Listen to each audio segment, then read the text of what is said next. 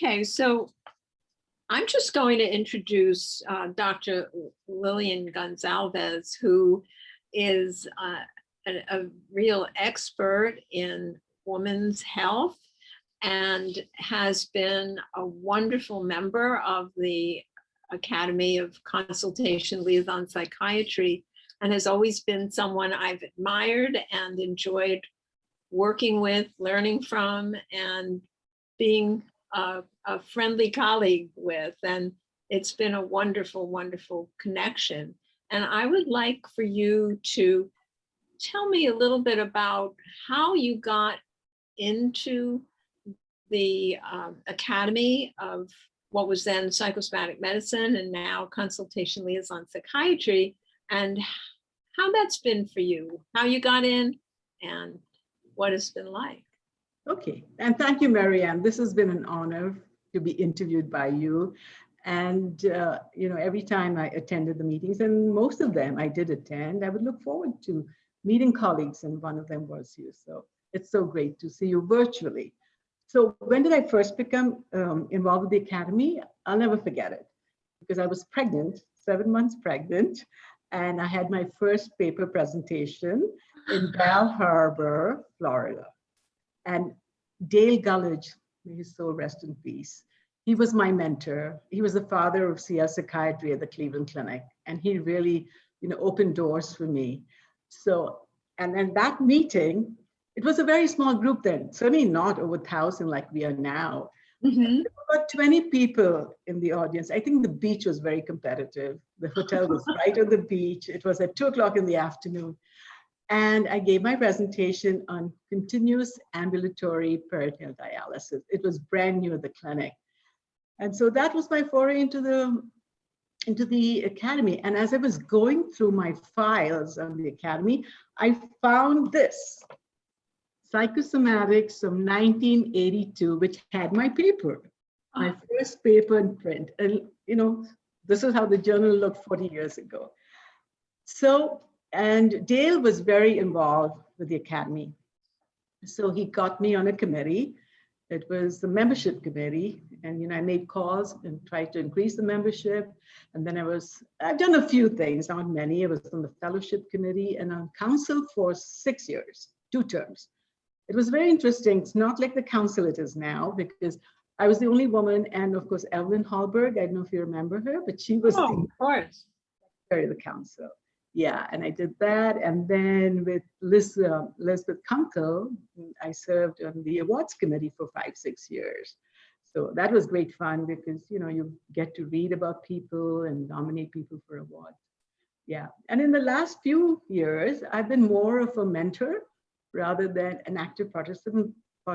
But at the clinic, you may have noticed we've been very active in the Academy. We have like average of 10 poster presentations, and a couple of our residents got prizes, which is so heartwarming. One of them was with me on women's health 2 years ago. Yeah, so I love it. I've loved being in the organization, and it's great if you're doing CL. It really is. Yeah. So you started in 1982. In the organization, yes. In ACLP, and you started with a paper and Yes. that got published in Psychosomatics. Yes. It's interesting how we both started that way. Yeah. Started with a paper that was published in Psychosomatics, and that was my first meeting. See? Also, but not in 1982. You're ahead of me. I started in 1985. Okay. 586. Close enough. Yeah, very close. So tell me, how did you find the Academy when you first joined in 1982? What was that like for you? Well, it was very small and intimate. We kind of knew people by names and what they did. I always looked forward to the big dinner that either Dale Gullidge or Terry Gibson would have. And how our meetings are always in good places, right? And with nice restaurants. So when we got to know people, I got to know many co-examiners, and maybe that's how I was an examiner for 20 years, because you kind of make your connections. To me, the networking was really the best initially. And later on, it's, you know, as you know, the programs have been terrific. Whether it's managed care or collaborative care, we always had speakers, you know, who were cutting edge and always learning. And then I also liked the poster session, which we didn't have a poster session then. No, We just had paper sessions. right. Same with one. Right. And I think the poster session is great. It's kind of informal, but you go around and, you know, you either listen to or the topics that you want to, because it's quite big, and you are a mentor. So, and yeah, so that's been the biggest change, I think. It's huge now, as you know, and, you know, we may have lost a little bit of that, but because you can't really meet everybody at the organization. And also the meeting sometimes is competitive. Like, you know, I try to go to one talk in one session and then try to get to another talk in another session. Sometimes the meeting room is full, but it's all good stuff. It's all good stuff. Yeah, big change. And you were involved in a lot of the running of the academy. And what was that like for you starting out? There probably were as you said, very few women involved. And how was that? Well, I think for me, it was Dale Gullett and Terry Gibson. You know, they were both in council with me. So I didn't feel alone, because I think it can be lonely if you're the only woman on a council or committee meeting. And really, we went to every meeting. I missed a handful, and they were all for good reasons. One, I was in labor, the other one, I was sick. And then towards the end, I was covering services so other people could go. But really, I've missed a handful of these meetings. So in that sense, you know, I wasn't lonely. And then Dale Gullett was the president. So I saw him rise up. And unfortunately, when he finished his term, Tom Hackett was supposed to come in as the president, but he died. He died so suddenly. So Dale had to do another year. So, you know, he had to do 2 years instead of 1 year. And I think the biggest thing we voted on was to eliminate psychologists from the organization. And that was not easy. It was not easy. But, you know, the feeling was that, and certainly today, our patients are so ill with delirium and, you know, that heart disease and, you know, metastatic disease. And I don't think psychologists are that involved with treating these patients because they're acute. It's much more acute now, and the patients are older too. So I remember that was one big thing. And then also, you know, increasing the membership.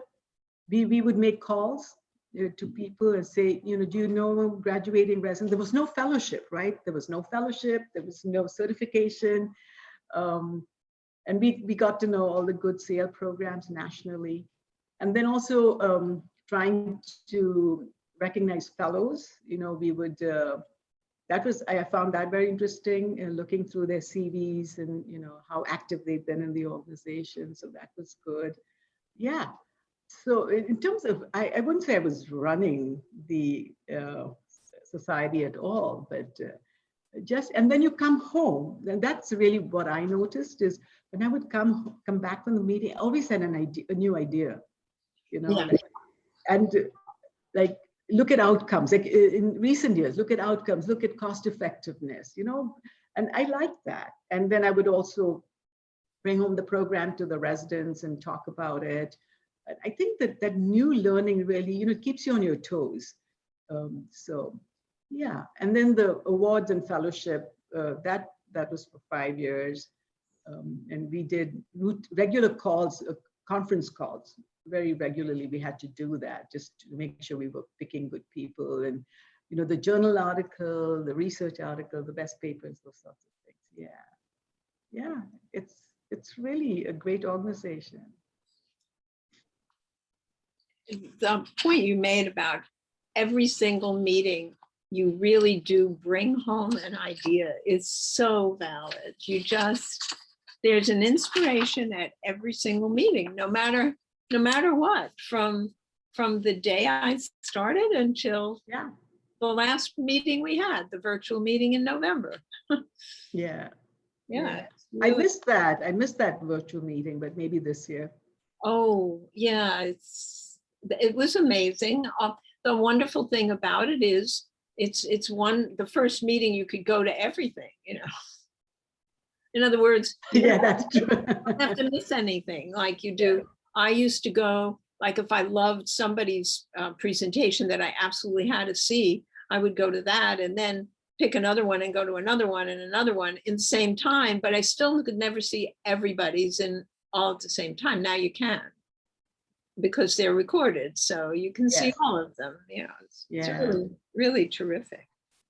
So what, you made some wonderful points about intimacy and knowing everyone by name, and now it's bigger and you've lost some of that. What could we do to make that better? Well, what I've noticed of late is the people pretty much still stay with their folks that they've known. Like I meet people from Mayo Clinic and, the clinic and things like that. The the cocktails, I think, is a nice place to meet people. But I know someone was saying it's way too big to do that, but that might be something. At the meeting you're talking about, right? Yeah. Sometimes I feel that the meeting is too packed and there really isn't very much time to play. So maybe we could look at that, because if you notice, there are things in the evenings too, very often, 5, 6, 7. I mean, that might be something to give us a little more free time so we could socialize. I think the morning programs are good, the meditation and the run, if people are interested, I think. I don't know how big a group shows up for that. Yeah. But I still think that people who attend seem like they're enjoying it. So, I think, I think you're right that they are packed, and there's so much I know. to do. It's really, it's something, I guess, that we have to think through some more and try to really understand. So women's health, you mentioned, and I did not know, that you gave your first presentation while you were pregnant.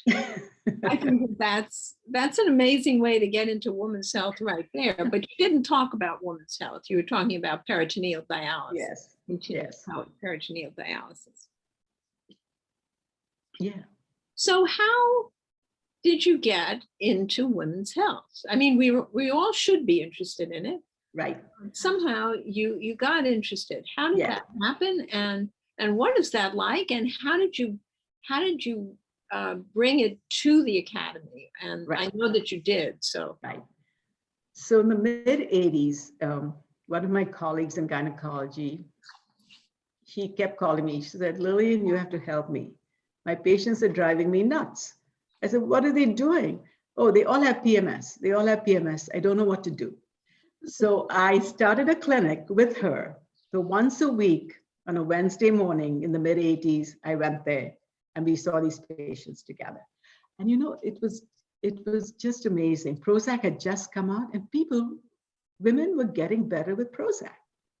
So, and then now, of course, we know that, Prozac, fluoxetine is one of the FDA approved drugs of choice for PMDD, right? And so we met every week. We were booked up. We saw these patients together. And then after a while, it became the chronic pelvic pain clinic. But mind you, I had to do this clinic no matter what my services were, right? So whether I was on CL or outpatient, I just went there. But what it does is, as you know, you establish credibility. People refer patients to you. And then as time went on, at the time, patients weren't delivering babies at the clinic. They were in our sister hospitals. And as I continued to do this, I started seeing pregnant women, postpartum women, menopausal women. So it just, as I got older, my patients got older with me, And so right now, my 95% of my practice is female. And I do a shared medical appointment appointments, which is like a group med check for perinatal patients, and it's packed. And I do that once a month. It's a 90-minute group.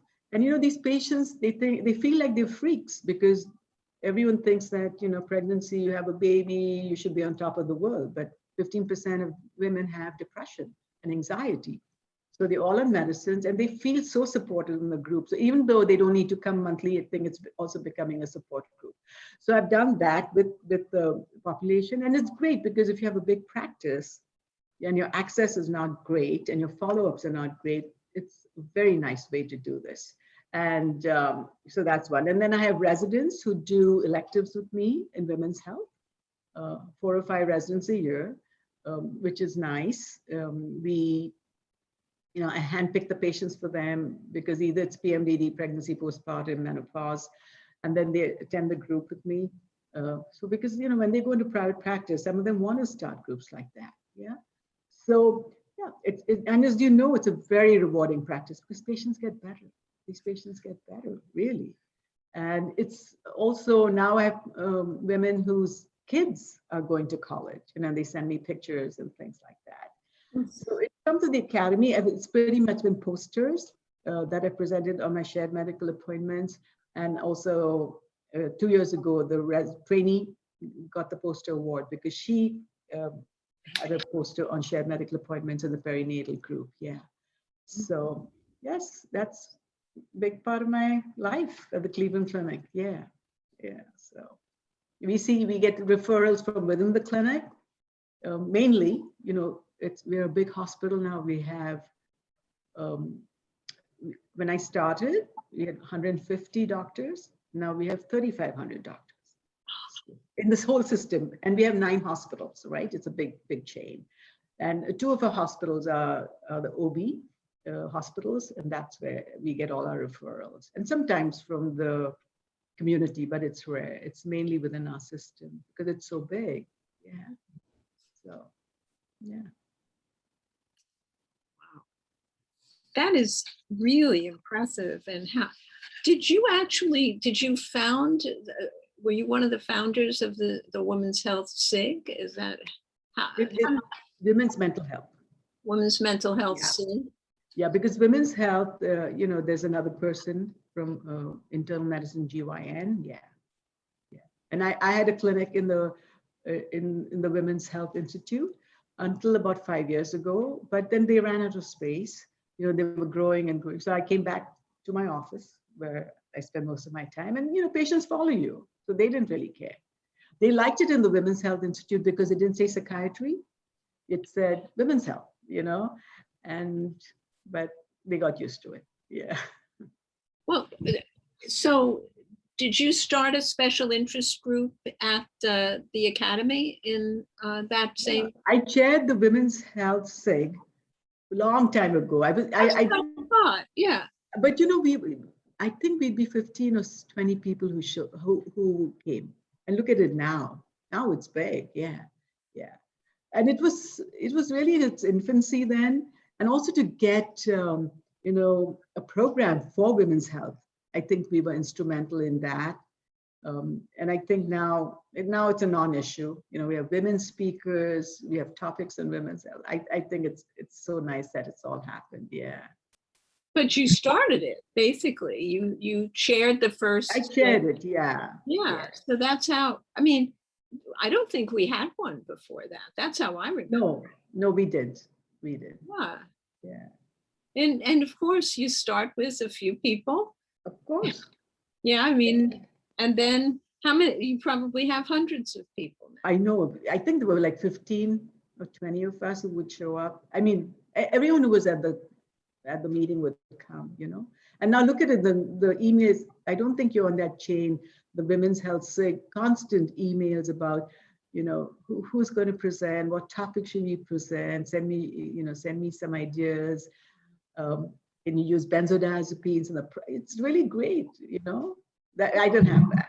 I didn't have that at all. But I think it was more of a support group too, just to kind of get together. I remember we would talk about pregnancy and working and leave and who covers you, things like that.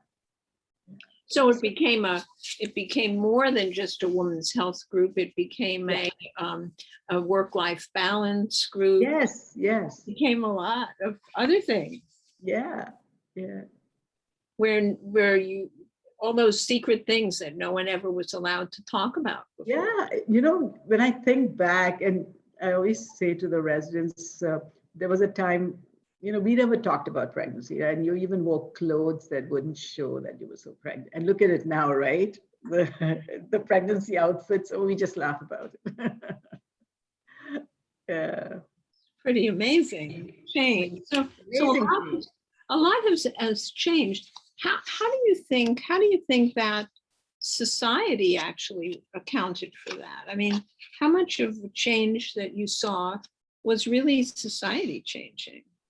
I think society has changed too, a little slowly. It's much more in recent years, you know, with I think the Me Too movement has made a big change.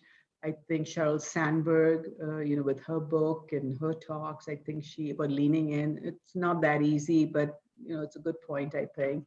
And also at the Cleveland Clinic, I was one of 9 residents, women residents. Now it's 50-50. So I look at the change, right? Yeah. And we now have women who head institutes at the clinic. We have women who are chairs at the clinic. This was unheard of. All my mentors were men, really, when I was growing up. But you know, it's okay. It's okay. You just have to have a mentors open-minded, you know, and like it happened with me, you know, someone who puts your names and gives your name in for committee work and things like that. Yeah, so it's a very big change. So I think, yes, society, and you know, it's always a top-down thing. It's how the CEO thinks about women and diversity. And I know at the clinic, when I was president of the women's organization there, again, a very small group, we decided that every committee had to have a woman. Every committee. And if the committee was announced and there was no female, one of us would call the Office of Professional Staff Affairs. You know what now? It doesn't happen. We always have a woman on a committee. Yeah. No one has to make any calls. It's like, it's on their radar. Yeah, now we have to see if we can do that for other, to improve other aspects of diversity, because we still don't have that. I mean, if you look at the leadership of every organization, right? You know, we've got women now. I just calculated that from 1844 to 2021, there were 6% of the presidents of the APA, 6.79% were women. 12 out of 177 men. So we have 6.79% women from 1844 to 2021. But good news is, in the last 10 years, practically, I think 5 out of the 10, including Becca Brendel. Yes, I know, and she's a CL person, right? Yeah. Exactly. And even the same thing has happened with ACLP, APM, ACLP, right? I mean, we have women presidents, quite a few of them actually. And council is what? 50%, 30% women? It's great. Yeah, I know. Yeah. All wonderful. It is a wonderful evolution, but we got more work to do. Yeah. A lot more work to do in terms of that. How would you suggest that we do that? I mean, should we do that? Every committee has to have someone who's African American. Every committee has to have someone who's Latino American. Is that the? I mean, maybe that's the way. Or at least think about it. Right? and send names in. I think you have to send names in. Yeah. And then if you're like, it probably happened to you, you know, you sit on a committee and you do good work, they remember you. Then they put you on another committee, right? That's how it happens. Or they come to you and say, do you know someone else who might be? So that's how I think the network starts. And we probably should do that about, yeah, to make it more diverse. Because even the academy, I don't know what the numbers are in terms of diversity, in terms of the percentages of, underrepresented people. I have no idea. I don't either, but I think there's a committee looking into the diversity, and I'm sure that this task force, and I'm sure we're going to get interesting numbers. I think it's going to be pretty low. That's So my. that's how it starts, with a task force or a committee, and you have to have someone who chairs it, who is willing to stick his or her neck out, right? And speak up. Yeah. That's sometimes not so easy. You're used to that. How were you able to do that? Speaking up? Sticking your neck out. Well, you have to learn to say no to the right things and yes to the right things. And sometimes you make a wrong decision and just live with the consequences. That's the way I see it. But you have to respond, I think. And not, I think to move up, you have to be affable and you have to also be responsive. When people call you or ask you something, I think that people remember that. People remember. At least that's how it has worked in the Cleveland Clinic for me. Yeah. So for the future residents, fellows, medical students, and early career psychiatrists who may be looking at your archive interview, would you say that those are two characteristics that are really critically important? Being affable and I call it the 3 A's. The 3 A's? Yeah, be affable, meaning do whatever you're asked to do in a pleasant manner. Don't whine. Nobody wants you. Nobody likes whiners, and we have them in every department, right? And the second A is ability. Do what you do well, because people will remember you. You know how it is on CL, right? You do a good job, you get more consults. It's very obvious to see that. And I teach residents that too, And the third A is to be available, meaning you may have to do that late consult, initially at least, So it's funny that our daughter is a pediatrician in New York, and she said, "Mom, I like the first 2 A's, but I don't like the third A. I don't want to." So this is a generational issue. It really is, Well, it's definitely true. My sounds funny. My best friend is a pediatrician. We went to medical school, the same school. She used to sleep in her clothes because she was always available. I know it's funny, but I know. But there's a when she would have to run out of the house in the middle of the night and go see a sick kid.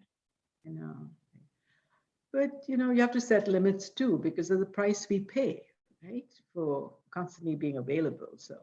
So I think that comes with experience. When you're young, it's hard. We make mistakes. As long as they're not huge mistakes, you learn from them, right? That's how it is. Yeah.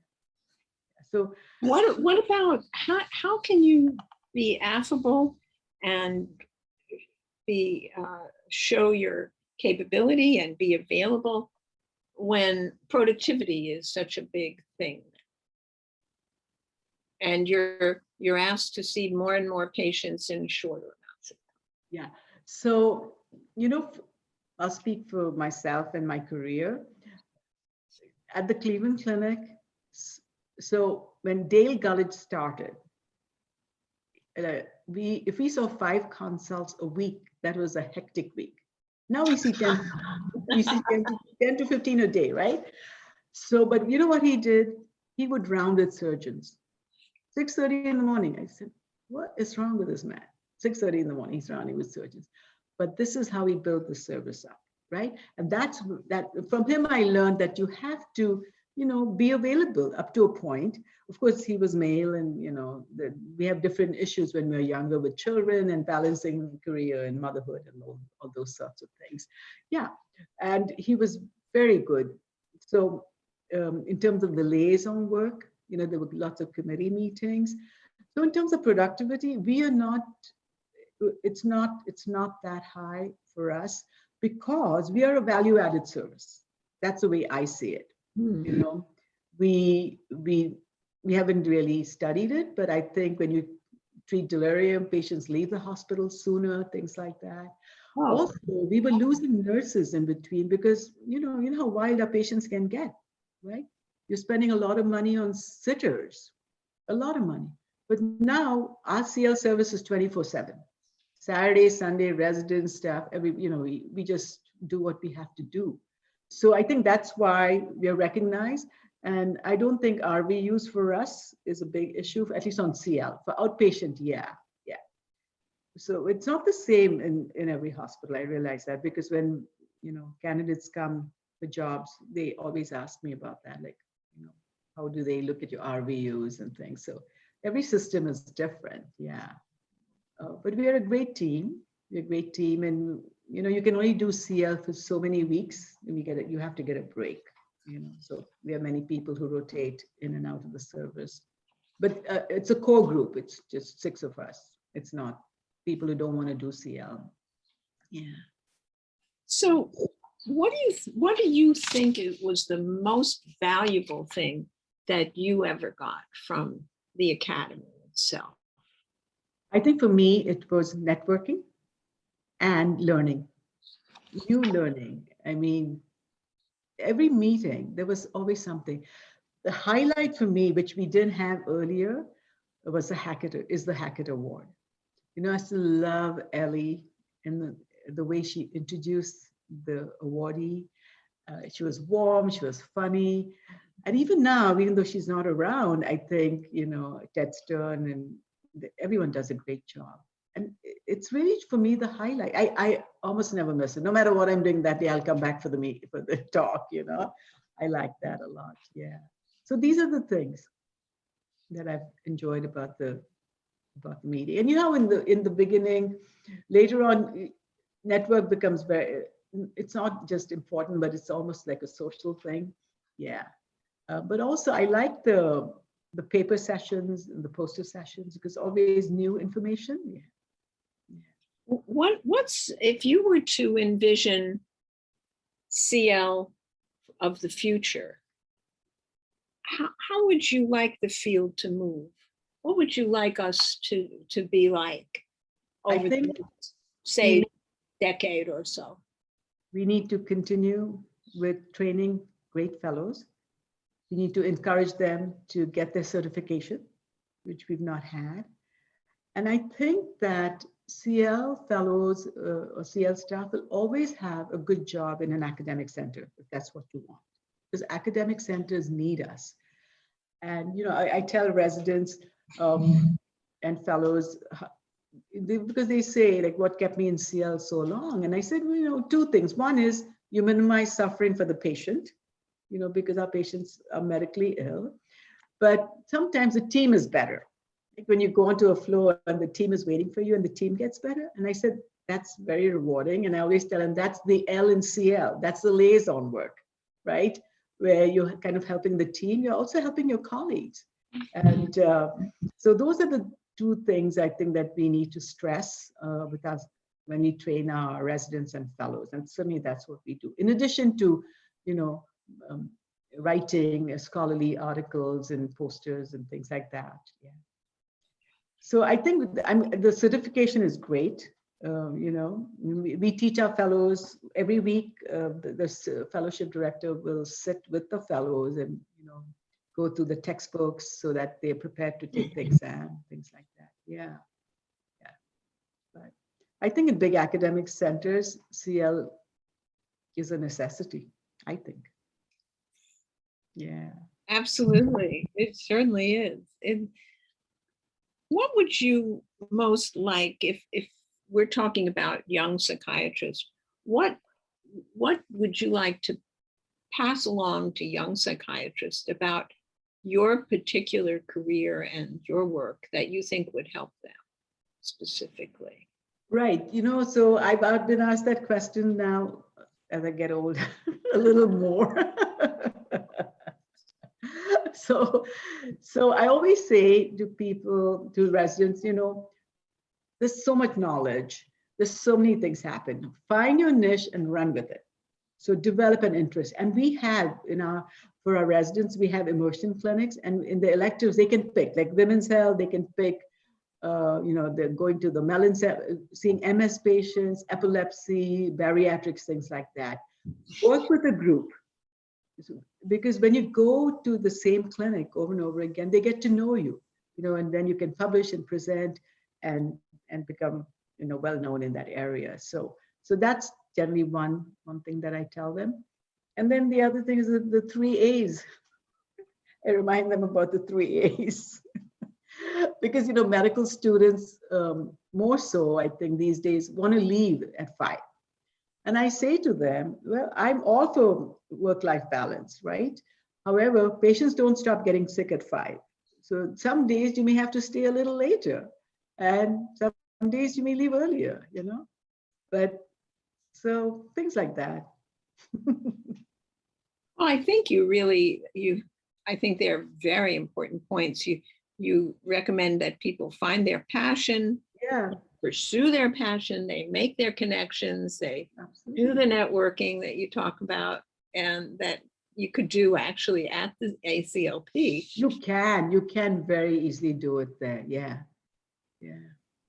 And you really emphasize how you would like to see the future continuing to have people learn and be certified and trained in CL psychiatry. Yeah. Train and retain our best. Yeah, exactly. So in summary, is there anything you would like to just add to this wonderful look into how you established a whole field, really, and made it happen in your program and in our organization? And is there anything you would like to add so that people can come away with? Well, I hope the organization continues to grow and continues with the, getting young people to present and to do their poster presentations and to work. It does take hard work, though, especially our patients are not always easy. To get the supervision from colleagues. And I always say at the clinic, there's never a difficult patient, because people come into my office, I go into their office, and we talk about it. So I think to create a team, and the ACLP is a great place. It really is a great place to do that. Yeah. It's here to stay. Well, thank you very much. It's been an honor and a pleasure to help with getting this archive interview. Yeah. Thanks, Marianne. It was my pleasure too. Thank you. Okay. Yeah. Bye-bye.